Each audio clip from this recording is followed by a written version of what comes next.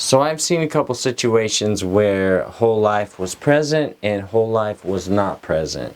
Okay, and I'll give you the example when the whole life was not present. Basically what happens is someone passes away expectedly or maybe even unexpectedly. They didn't have a whole life policy. There's a funeral that needs to happen. The funeral is going to cost anywhere from 7 to 8 grand on average. So that's just a starting point as far as debt goes. Not debt, I'm sorry, as far as a policy goes.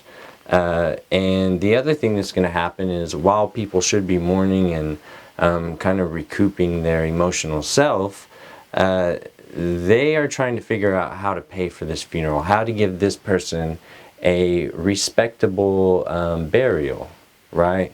Because that's what everyone wants, that's what everyone deserves. So while the family's doing that, they're also mourning. And it's just not, they're asking people for money, and I'm sure you've seen the, GoFundMe things on Facebook, and, not to take anything away from those people, but it just comes down to they weren't prepared for the inevitable or something that could happen. And nothing wrong with that, but with that comes the consequences. Now flip it on the other side, someone who had whole life policy.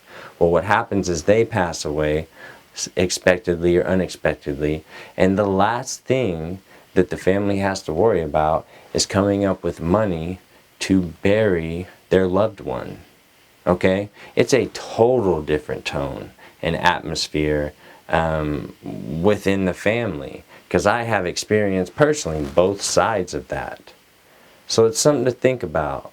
When you think about term insurance, think about the idea is to outlive it, and you're 97% likely to do so. With whole life, you're going to pay on it, and it's going to be there until you need it.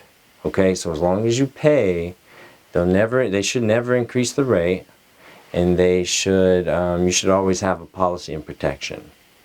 Hey, thanks for watching. I hope you learned something. Whole life is very important. Life insurance in general is very important.